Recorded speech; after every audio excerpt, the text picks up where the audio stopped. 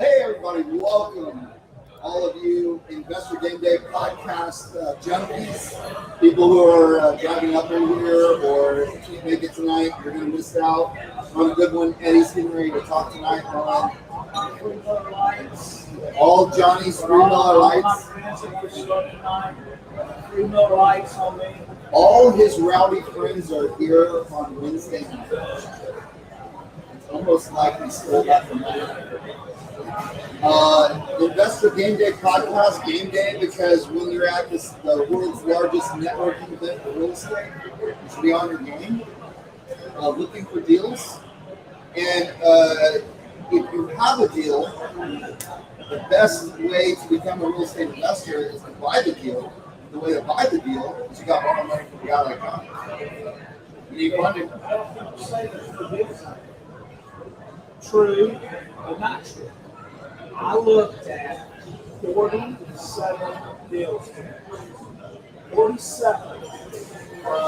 Give everybody an example of how much. Where did it come From our marketing, people calling us with information online to submit. Here's my property address.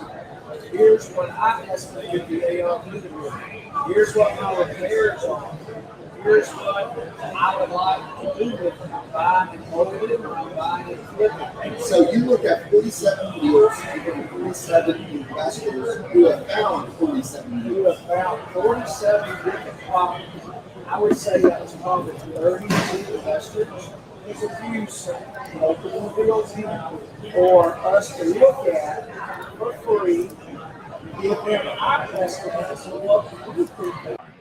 We, believe it or not, we have a lot of fun together, but we work hard every day. We have a team put together. As soon as these come in online, in the middle of the night, whatever, they go in and pull all our information about that property and grab everything and put it in our Microsoft Teams. And then me and Eddie look at these deals to try to get back, and our loan officers, to get back information to them as quickly as we can to make sure it is a good deal for them, especially if they're flipping it. Because what's important when you're flipping a project? What's the number one thing you need if you're buying something to fix up and flip it? Money. You better have equity. Because if you ain't got enough equity spread, you ain't going to make no money on it. Because you make your money when you buy, and you get your money when you sell it. But you lose your money if you take too much time on the rehab. Correct. And you're over budget, or your contractor runs too much for it up front. Contractors run off with your cash because they got license plate warranties. Yep. And I try to do our best job of giving them what true numbers are from our experience of 2,000 flips, 3,500 loans. I mean, we're pretty street smart. We know what things are worth. So you submit me a deal, you can't always believe what that guy wholesaler that sometimes sells it to you, because why is he giving you numbers? He's giving you numbers that make it work for you to go get money somewhere that they may not double check and put you in a deal, and then you never can sell it for that. And who gets left holding the bag after he makes his money? So our job, we feel, is we're going to give you, this thing's worth X amount. We'll do all the work for free. Make sure it's a good deal and say, here's what my term sheet would be. Here's what we could close in 7 to 10 days or 3 days once appraisal and title's ready. And if that works, let's order appraisal today and make sure title's ready to get this open. Now, that's for a flip. Right.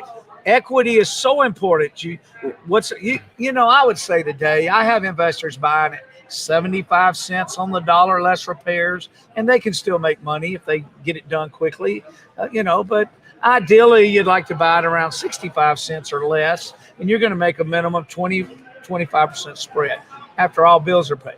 But what's the other half of that business coming in? Rental, income producing property. On single family, but you guys do multi-unit and commercial, small commercial, small apartments up to and not just units, not just in Houston. All over you go Texas. out to Galveston, Beaumont, Angleton, Lake Jackson, Austin, Dallas, San Fort Antonio, Worth, San Antonio, Amarillo, Lufkin, Longview, Tyler. We'll look at the smaller towns. Corpus Christi. We don't do the Valley, and we've only done one deal in El Paso just because it was such a great deal. But we'll look at it, and if we're not interested in it on our credit lines, I may have a capital partner that will do the deal for you. Okay. Wow. Okay. Yeah. So if you're bringing in a rental property, equity is important, but it ain't the most important. The most important for what most investors look like when coming to a hard money to close is quick of the transaction, because a bank or long-term won't do the loan, or it takes forever to do it. And the other is money out of pocket. And here's another thing I want to talk about from, I think the reason why I'm up here is I used to see a bunch of like late night infomercials.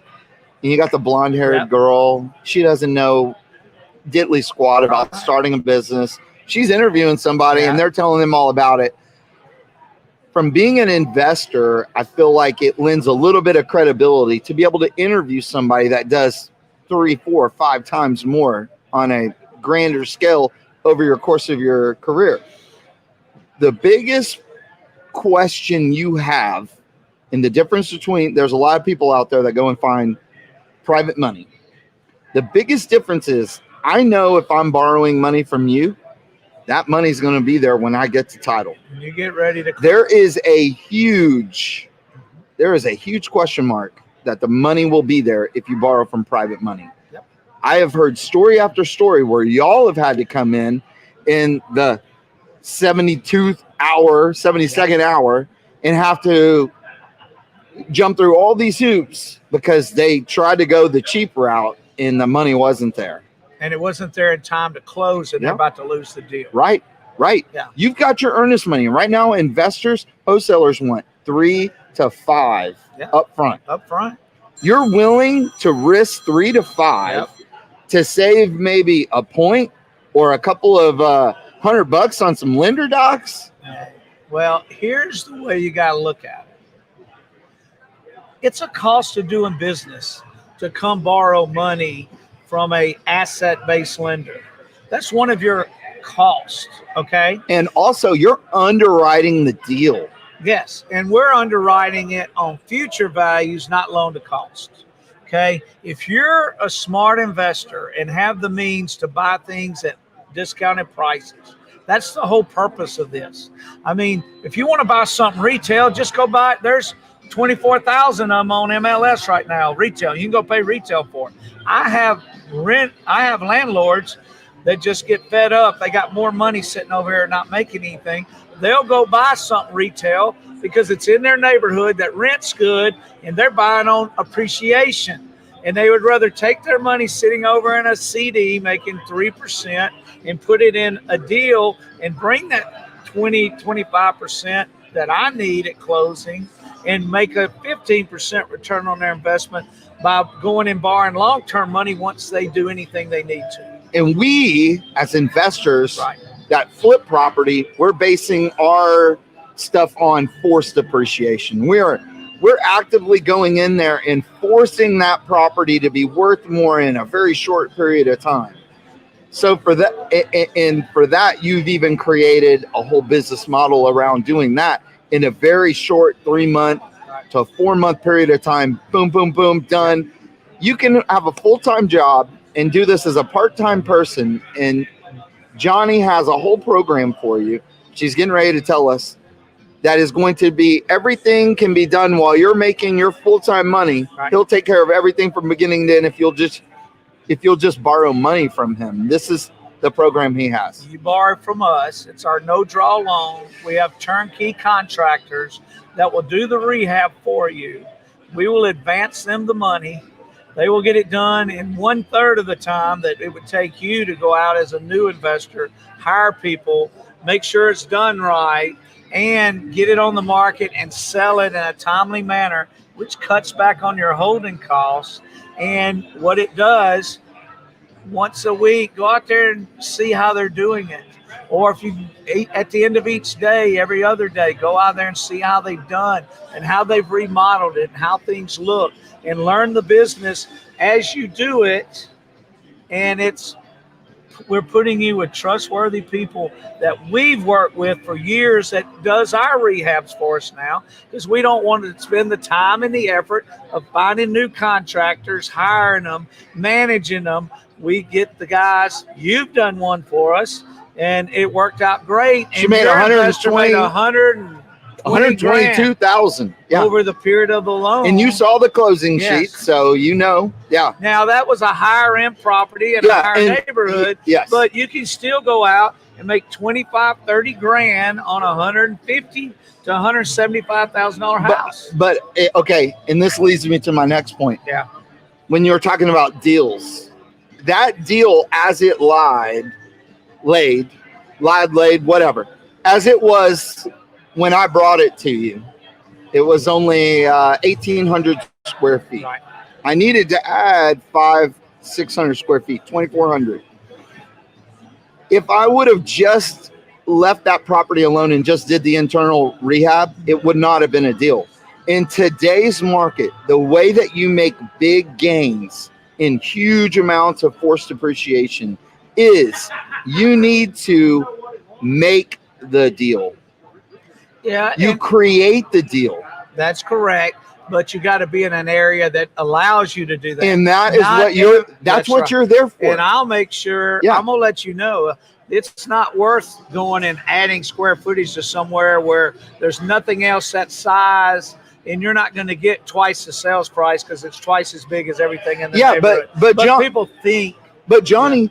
This house over here sold at $2,400 or 2,400 square feet for $500,000. So if I just take $500,000 divided by 2,400, then that's my price per square foot, right? Yeah. No, that's not how it's done. But see, here's the deal: is every neighborhood's different.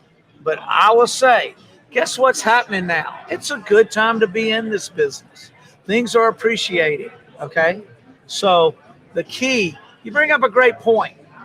For the guys that can handle the bigger deals, add square footage in the neighborhood, and you're not overbuilding where there's not other houses that's not that size. That's a very viable way to make good hits on everything. Do you know that you're being kicked off? Yeah. You are being kicked off for your business partner, Eduardo Gantz. Well, he hasn't even shown up yet, has he? He's right there. Well, let's put it this way. I've learned a lot from Eddie. Yes. So I've only taught you part of the things that I've learned from him. Let's get him on here, and now you'll learn a lot. You are the nicest dude ever. Oh, Cabo was amazing. I'm headed in 2 weeks or 9 days. 9 days. Yep. Not only that, but what real estate has afforded Johnny is taking his family for his daughter's wedding, and this is worth the time. This is the reason why you do real estate. Taking your daughter to get married at Cabo in the one and only Palomino. Yep. My friend, I will say, out of everything that that you've talked to me in my life, right, that is the coolest fucking thing ever. I've never been. Can't wait to go. Hey, thank you for what you do. Thank you, brother. All right. And I want to give a shout out to myself. Happy 47th birthday to me. Because Eddie Gant didn't even wish me a happy birthday, but Yeah. Okay. Eddie himself, thank you. Do you know it was my birthday? I did, and I've been meaning to call you all day. No, thank you, buddy. Well, we can have this little conversation. Happy birthday. How old are you? About 60? 47. You know why I'm I say just 60? 1 year older than you. You know why I say 60? Because you get free money? No, that's what I'm hitting this year. Really? Don't look like it, do I? No, you don't. No. 60. It's because you wear a lime green shirt. That's why. Neon green. Because I work hard and eat right. Chicken tenders. Hey. Chicken tenders. Yeah.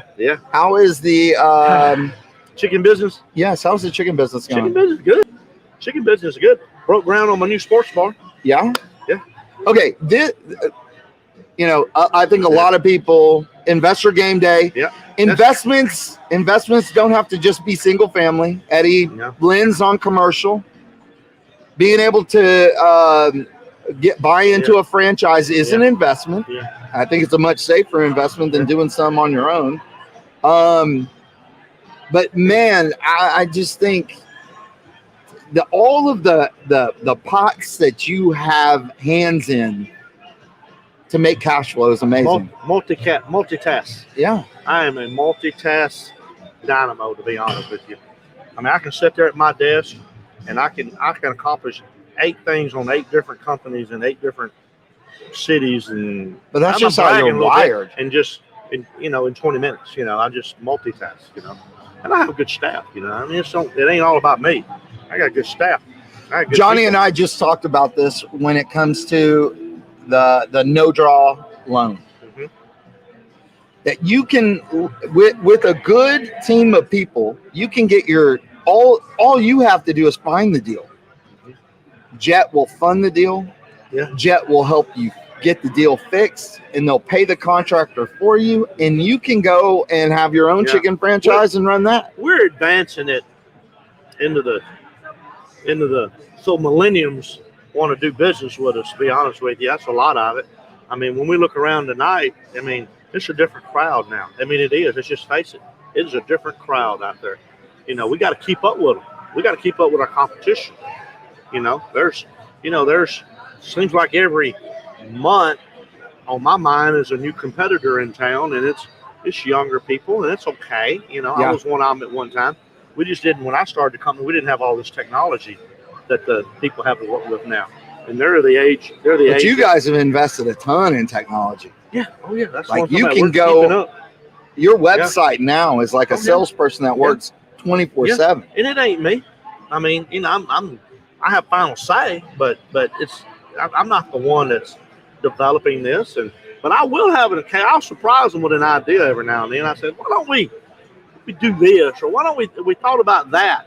Now I don't know how to program it and make the buttons work. I don't, but in concept, I know what I think a businessman wants to have. Yeah, and I also think venturing outside of real estate also forces you to change some of your systems in real estate. We're in the restaurant business, and their technology is way past what we utilize today in the lending business.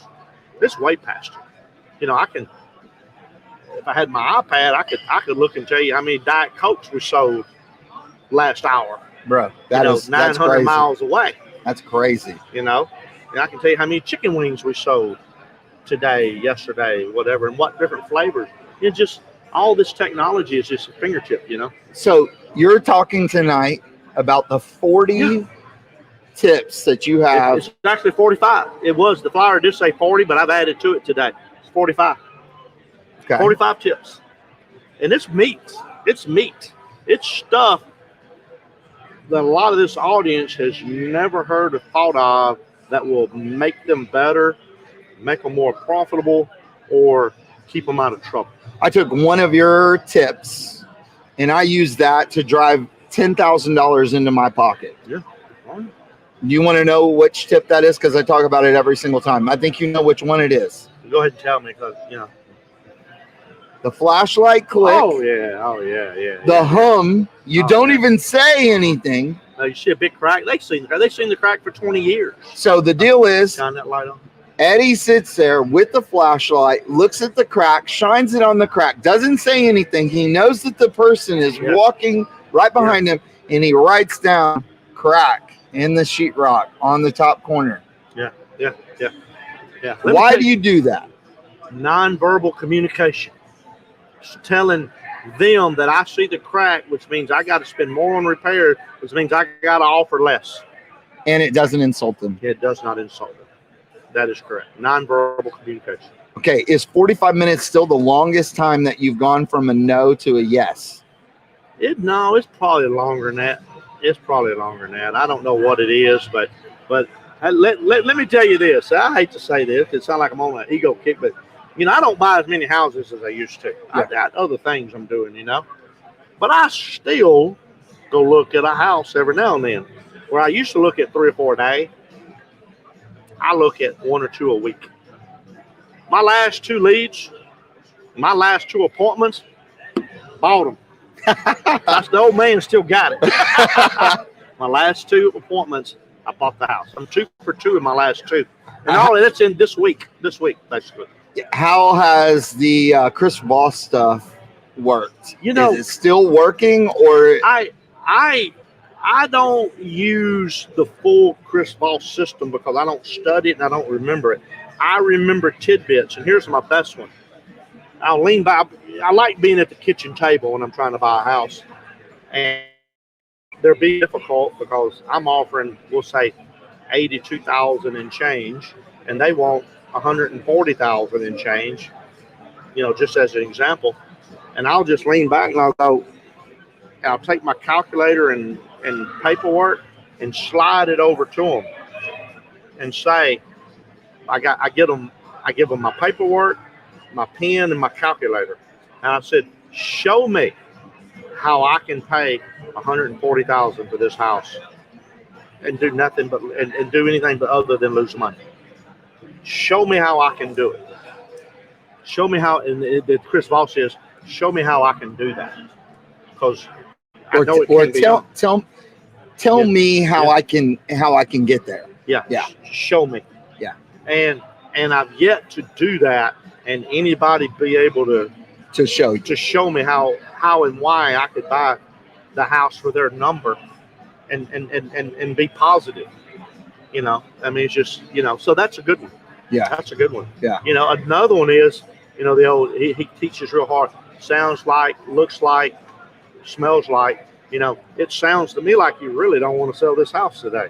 Takeaway. Yeah. That's one of his, sounds like, looks like, feels like. It looks to me like you really don't want to sell this house today. I'm getting the feeling. It's a big line. I'm getting the feeling like you really don't want to sell this house today. Yeah. Sounds like, looks like, feels like. Yeah, that's right. I think if you just listen to the podcast for those 2 tidbits. Yeah. One of our close friends, Chris Monk, listens to our podcast. We don't talk about him anymore. He calls this the best infotainment. You know why? Yes, because he did the great impersonation of you, impersonating him, buying in Sunnyside. Yeah, I know it. It wasn't funny. It wasn't funny. Why y'all want to give him credit? It wasn't funny. So what else big do you have coming up on your agenda? You got the 45 things. Yeah, I got that. We got I don't know if you're leading because or maybe you don't remember. No, I don't. Next month is Dotzer. Okay.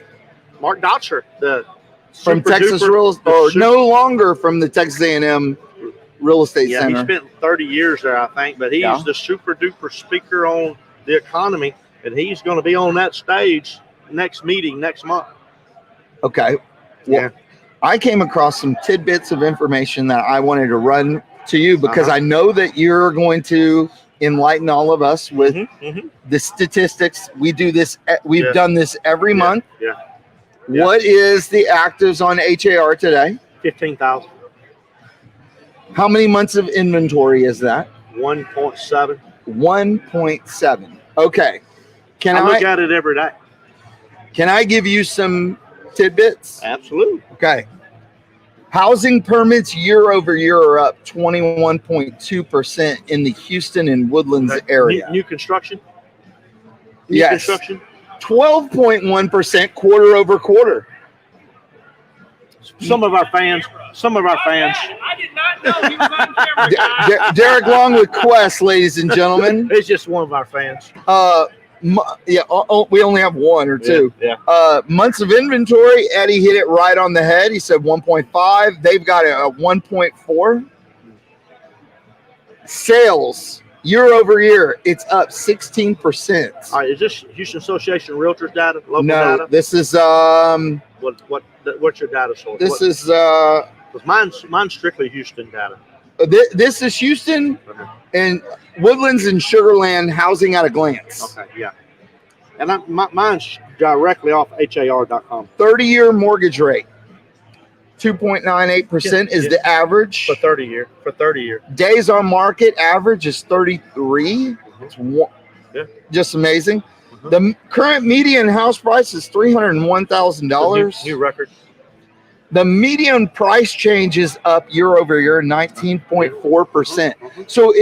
So just to let you know, if you would have bought a house last year at 100% of value, you would really have bought it today at 81% of ARV. Well, let's just use that median value. You said 301. If you bought a house last year, theoretically, I mean, it varies by area, but theoretically, you gained. You said 19%. $60,000. Yeah, I think HAR has it at 16.6 right now. But it don't matter. Those two numbers are close enough. The argument you made another 50. What number did you say? It should be $50-something thousand. It was 19.4 is over 50. It's a little over 50%. A $300,000 house worth more than $350 now. Yeah. So 20% of 300 is 6. Yeah. I mean, it's 60. incredible. It's incredible. So, and I own a lot of houses, and I like that kind of stuff because I own a lot of houses. And just to break this down, in the last 3 months, we have appreciated 4.4%. Mm-hmm. Yeah. So just trying to bring a little different angle to the numbers. Yeah, and I'm gonna tell you this: 2019, 2020 is the first time in modern day history that we went back to back. Now this is Houston data, not U.S. data. Houston. I don't care what's happening in California. I don't care. Let's talk about Houston. In Houston, first time you went back to back years at double-digit appreciation per, again, Houston Association of Realtors, which is where I get my data. Yeah. Next month it's going to be cool because Dodger's going to get up there and he knows what's going on. He lights fire all over Texas. He knows what's going on. Yeah. And I think we'll have our biggest. We'll have our biggest crowd year to date next month. So this was the one thing that was shocking on the demand section where it said sales, and I said we're 16% year over year in terms of like 16% higher. In the quarter over quarter, we're down 1.7, and the reason why, and that's because demand was built so heavy coming out of coronavirus when it opened up. Yeah. It was so high, it only had. It couldn't duplicate itself. Yeah, I mean, you had a negative 1.7. That's not a bad thing. No, because you had record numbers that it's coming off of. So you're almost at the record numbers. But people can interpret numbers in whatever way and make false reports about it. And oh my gosh, we're losing. Without question. People they'll find that little bitty number, that little thing that's negative, and they'll create this big reason why I shouldn't invest in real estate. You can't find deals today. It's too competitive. Yeah. I don't know. I closed one of my best deals. Yeah. I closed my house. I made $181,000 passive, like tax-free money. Just on your personal home. On my personal home. Yeah. Was you in the Heights? Yeah, I was in the Heights in Brooksmith. Yeah. I bought it for $200, put $74 into it, sold it for $485. Lived in it. Yeah. Sound like a good deal? Yeah, and that ain't gonna last forever. But I mean, I had a talk yesterday. It was about 12 people on a round table yesterday, and they're all antsy about what to do when it changes. I said, change with it. You adapt, change how you do things, and you figure out in a hurry how you make money in a different market. But Eddie, I'm too scared. I'm not. No, I'm not. I'm just saying that's what people will tell you. Yeah. They'll come up with every reason why they can't be successful. Well, here's what I know. If you're in a huge seller's market like we've been in for a while, and it switches to a buyer's market, people freak out and they don't know what to do. And then the cream rises to the crop, and then we ride that wave for a few years, and then it flips again, and you just revert back. I mean, it's really not. It's nothing to get all bent out of shape about it right now, because I've been doing it long enough. I've seen them both multiple times, and you change with it. The key is when it changes, you change, and you change in a hurry. You normally don't see a gradual turn. Right. When she turns, baby, she turns. At least that's the way it's been in history. Right. When it turns, baby, it turns. And the only way to know that is to continue being active in the market. You got to be street smart. Yeah. And the only way to do that is to be active. What I call be on the street. You got to be on the street. You have to be on the street, and you have to have a good circle around you, which is why you should become. You already made my point for me. Yeah. Come join the circle here. Eddie. Yes, sir. Thank you for always giving back to everybody. Yep, I'm going to be on stage tonight. I've not done this presentation in over a year, so I'm excited about it. Okay. 45 best tips. Can't wait. Is Richard coming in? Richard, you coming in? Richard's coming in. Hey, Alex. I bet you they're tired of listening to Eddie and his BS. Uno más. Angry Orchard.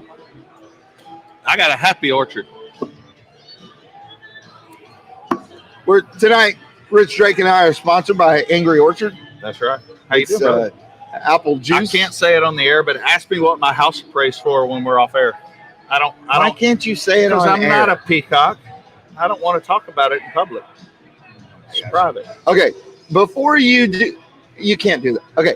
No, I'm not saying it. What did your house appraise for before that? Under $1 million. Under $1 million. It was 900 and some thousand. Probably. When before what he's referring to is I came in and did a design, and then my guys started doing some work, and then they finished without me. Yeah, it's teamwork. Team effort. And but I'll tell you what it appraised for after. Okay. Am I going to? Okay. So you're going to want to. I'm going to be happy if your house is 50% better or 100% better than. Because that's where I placed your value. I placed it somewhere between 1.5 and 1.7. Okay. That's where I placed it. So you can talk to me about that. You don't know Friendswood Market. I don't. So that's an arbitrary number. That it's very arbitrary, just based on the look and feel. Yeah, of your you got to home. remember the land.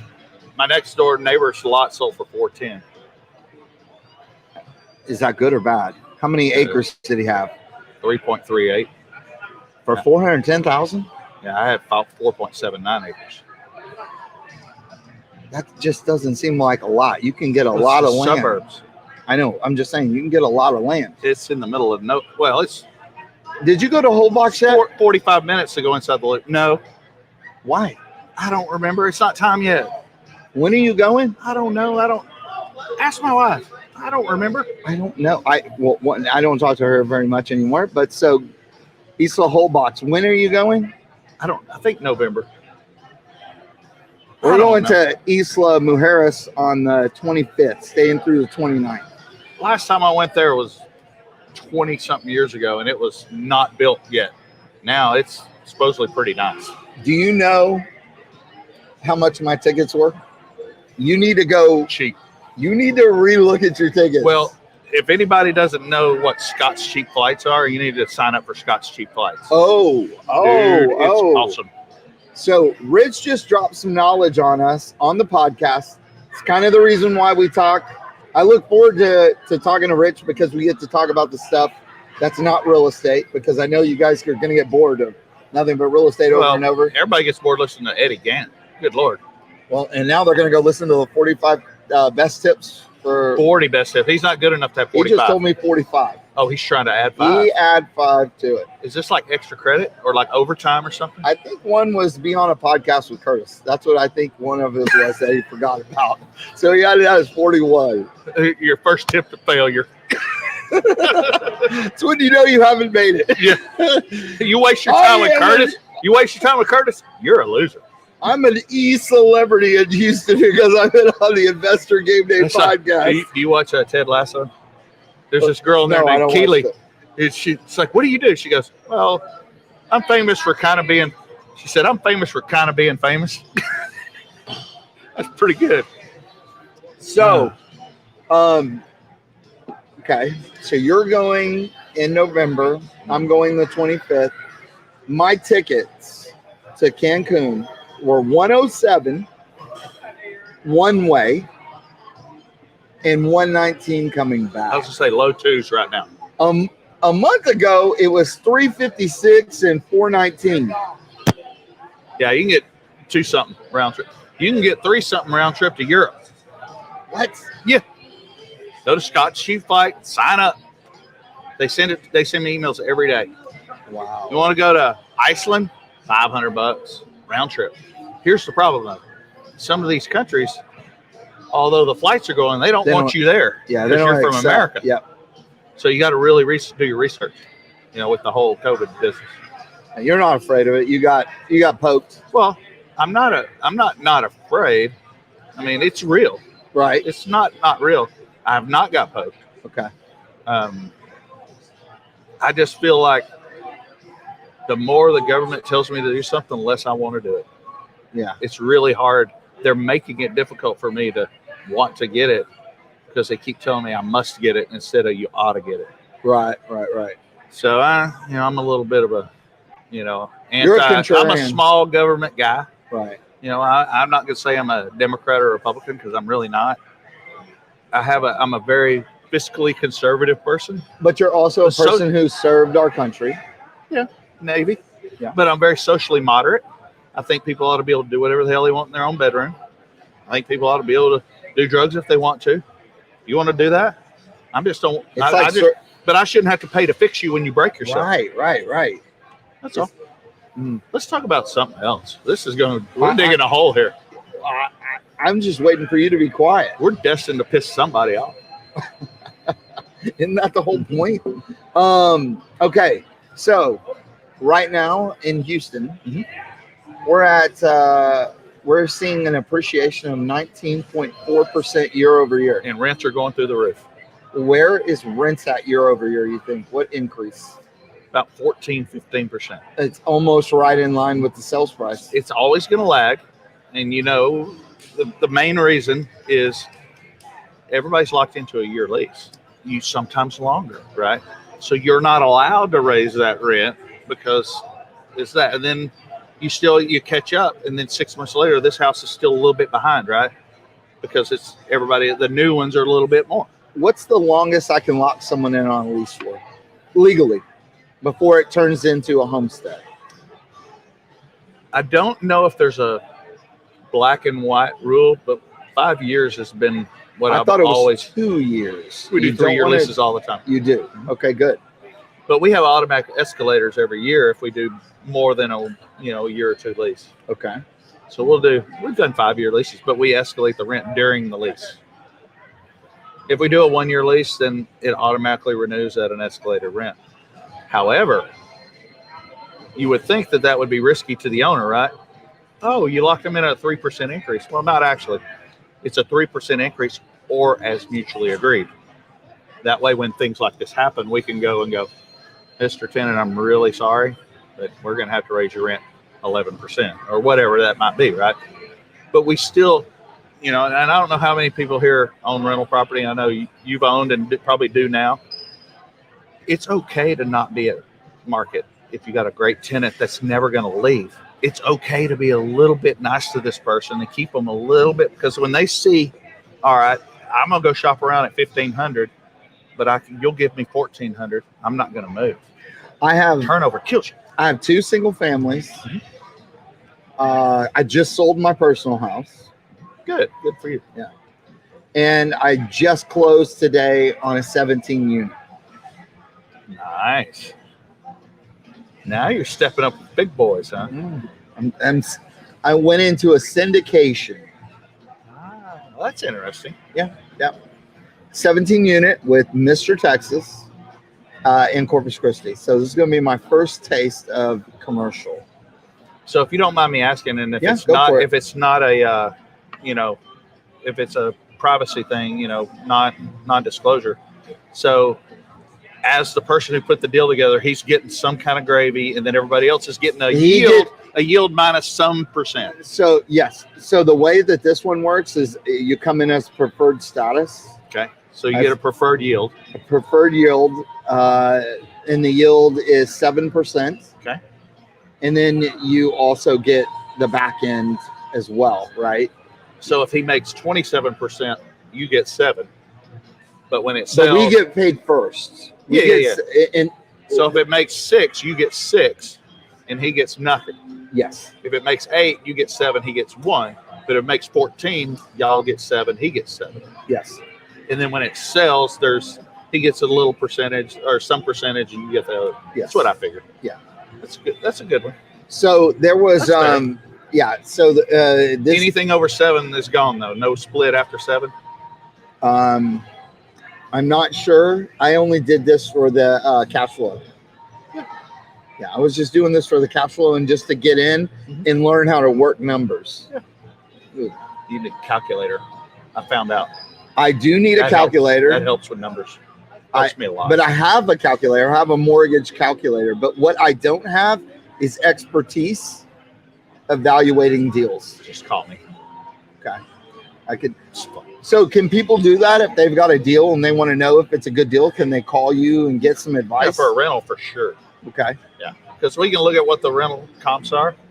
Do you guys manage small apartment? Yeah, up to about 50. Up to about 50. Okay. The reason we don't go over 50 is because at some point over 50, you need a full-time person on site. Yeah. Right. So we do the stuff that's too small to require on site, and we handle it remotely. You know. So what does it look like? Do you charge a per door basis on per door? Okay. But when you start getting up into numbers, you know, we do a little bit better. We charge $129 a door for a single family, but if it's multifamily and we have a lot of doors, we work something out. Man, that's good. And you can do that all over Texas or just Houston? Greater Houston. We go from Galveston to Beaumont. No Beaumont. Oh God. Okay. We tried Beaumont for a while and it was disaster. It's not great. Just because we had guys to do maintenance there, but we need somebody licensed there, and that was the challenge. Keeping a good person that was licensed there to take care of the things that require license. Right. Awesome. But yeah, what new programs do you have? Well, let's go back to we have a spreadsheet. It's a rental analysis spreadsheet. So if you want it, just email me and I'll send you it. And you can put in. What's your email address for people who are watching? Rich@renterswarehouse.com. Okay. But you can put in what you paid for it, how much you put down, your mortgage information, and it'll do the amortization, right? And then you can say, here's my expenses, and I'm going to cash flow $42 a month, and it'll tell you your true yield with and without principal pay down. Awesome. And the principal pay down is a big deal because year one is 4%, and now it goes up from there.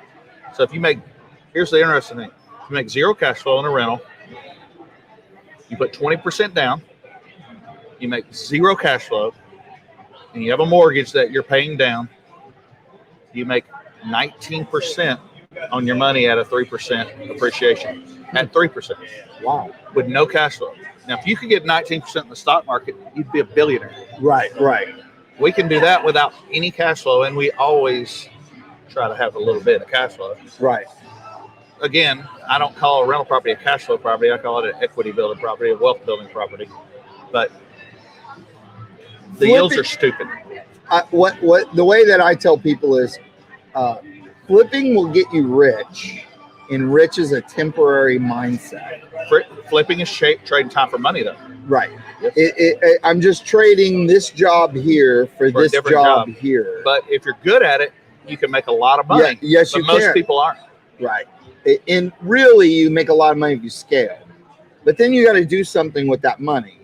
And that's where you got to reinvest and put it into wealth building activities. Lending or rental. Here's the other problem with done. Okay, you are done. Well, finish your point.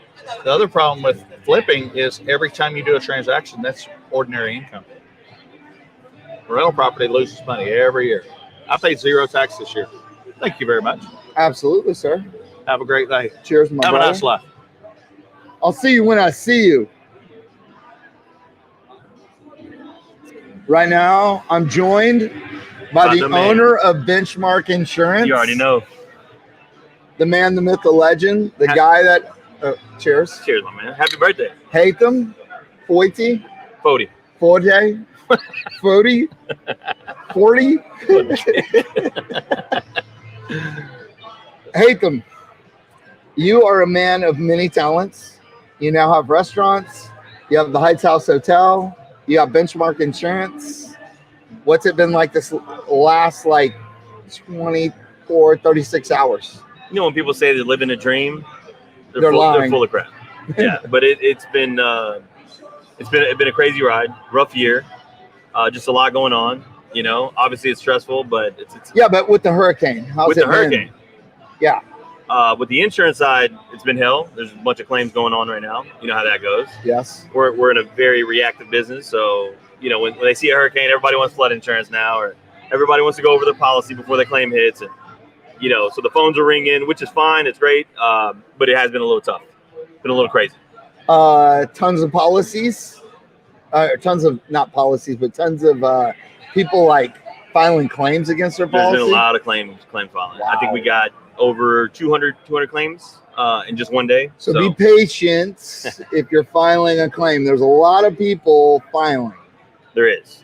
So it's been a little stressful, but it's what we do, You know what was cool though?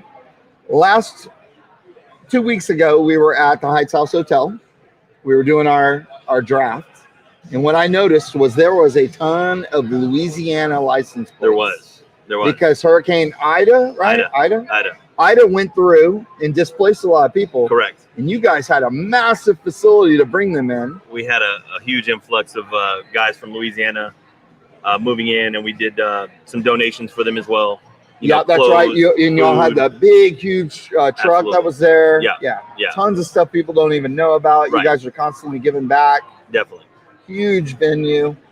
I love talking about the Heights House Hotel. It was the eyesore of Cavalcade in 45. Right. It was called the Astro Inn. It was a hotel no-tell. Right. And you and your wife really did a bang-up job and created a smoke show out of that place. Yeah. Thank you. That place is dope. Thank you. And I also was awarded the Benchmark Insurance Podcaster of the Day award. I have the mini football. And we got a podcast coming soon. You and I have a podcast. We have a podcast coming soon. Bun B is our first guest. Whenever we get on and make things official, but it'll the happen. Trill Grill. Hatham and I, our podcast is going to be called H-Town and Down. It's about everything downtown in H-Town. Oh, you already know. You already know. Because, listen, I live downtown. Downtown's a beautiful place. Yeah. I invest in downtown. I still own property downtown. I live now in Cypress. It's not as cool. No, definitely not. But I mean, we're biased, right? H-Town is. No, it sucks. But I'm saying H-Town in general, I would not rather be anywhere else in the nation. I truly mean that. Maybe the hill country, but that's only like when I retire. When you retire. But if you're out here, making a name for yourself, becoming successful for business, this is a place you can do. They say New York. If you can make it in New York, you can make it anywhere. You can't make it in New York. Right. The amount of people that move away from New York is tremendous. The reason why Be Someone is the kind of the I would say it's the logo of downtown. Right. It used to be plastered. It was painted graffiti art over the overpass. Be Someone. Yeah. And the reason why Be Someone is so Houston is because you can come to Houston and you could be somebody. Right. Anybody can. I agree. All it takes is a cell phone and your network. And you guys have two network events that go on, the Real Estate Social. Right. And what is the other Real Estate Investor Social. The Real Estate Investor. So there's two socials that go on at the Heights House Hotel. Yep. You guys to talk about what real estate affords you, y'all took what y'all did at Benchmark, and then y'all bought the hotel, and then now y'all are investors into 3 restaurant concepts. Mm-hmm. What are those? So we have Trash Panda, which is formerly Edison's, which is a cool type of pop-up bar with a really good menu as well. The art in there is very artsy. You and your brother came up with that name. Correct. Okay. And a couple of the partners as well. Yeah. It was a collective, idea, and they made it happen. Rise Construction, put all the construction together, obviously, and it's been amazing. I mean, they're actually doing really well. It fits a tight-knit crowd. It's not a huge place, but if you're looking for a nice meal and good drinks, it's the best place to go. It's a boutique venue. There you go. It's a boutique venue in a transitional area. Right. And it is dope. Right. So dope. I used to have brunch there before it was Trash Panda. What's the other one? So and we have Space Cowboy, which is at the Heights House Hotel. Love that place. The food is amazing. The service is amazing. If you just order appetizers, if you just order the appetizers, you will be set. Yes. The appetizers are sick. And you know, the bar, they take care of you. If something you need, they're there. It's very clean. They're very friendly. I mean, anything that you're looking for a nice hangout before the next spot, you want a meal, you want some drinks, that's the place to go. It's also got 3 really cool Instagrammable places where you can take photos at. Correct. And we did that. We have the Calle Once, which we haven't finalized that name, but it will be a Mexican concept. And that's coming soon. So the only thing I ask. Go ahead. The only thing bring the salsa back. Bring the damn salsa back. No, is that what you want? I do not want. I don't really care for their salsa. I don't. I mean, maybe someone else does. Yeah. I don't know. I don't remember. Their salsa is not memorable. What I want is I want someone to give me the El Tiempo or the Ninfa's green sauce. Okay. That green sauce is so Greg, good. If you hear that, man, we need the green sauce from Ninfa's, man. That is the best recipe ever. Right. Oh gosh, that was so good. Okay. So yeah, I mean, you know, all things together, it's coming together right now. But definitely blessed, man. Yeah. Happy to, you know, be in it all. You know, you're rehabbing your house. Finished that. You moved back in? I moved in a couple days ago. Dang. Yeah, so that was I'll bring you over. You actually got to work on my pool, so that's right. We got some work. Ready to do the we pool. got some work to do. We do. I need you to get your. I have no idea why I don't have your home address, but I need your home address so we can go out and go take a look at it and then measure, see what we can do. So for those of you that don't know, if you have a pool and it's a kidney shape, you can change the kidney shape into a square concept and have a very modern pool. And what I was told by other pool companies is that you're gonna have to redo everything and start from scratch, and it's gonna be like buying a whole new pool. And from talking to Curtis, that's actually not the case. So we can still get what you want and not have to. You don't want to break the bank. You don't want to break the bank. You want to, and that's why I tell people whenever when you're flipping property, what helps, what a lot of people don't get is most people's coverages are what, like 2% or 3% deductibles. Yeah, for hurricane. Yeah, 2%. 2%. So if you've got a $240,000 house, you need at least $4,800 worth of damage. Correct. First, before it even. So if you have $49,000 or $5,000 worth of damage, you're only getting $200. Don't file the claim. You file the claim, then what happens? Your rates go up. Your rates are going to go up. Even if you call and you get rejected, your rates are probably going to go up. And that's really what sets us apart, man. Is because I just had a client today whose apartment complex got torn up by this storm that just came.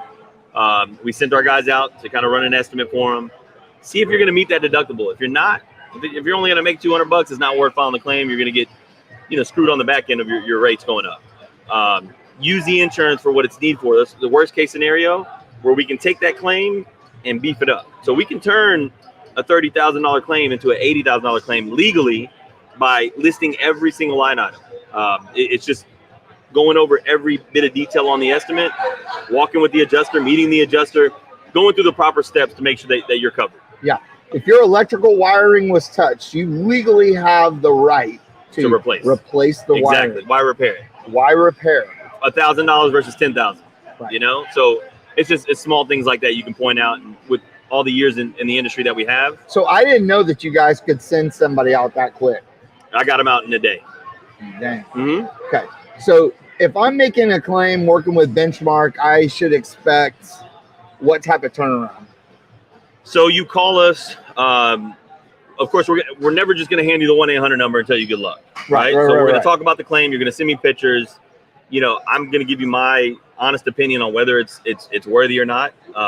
If there's more damage that I don't know about, and there's not just you. There's you and my team. You got ton of other agents. Yeah, we have about 10 agents who will take the call and kind of understand what happened and what needs to be done moving forward. So the goal, obviously, is to maximize on the insurance when the damage is there. Right.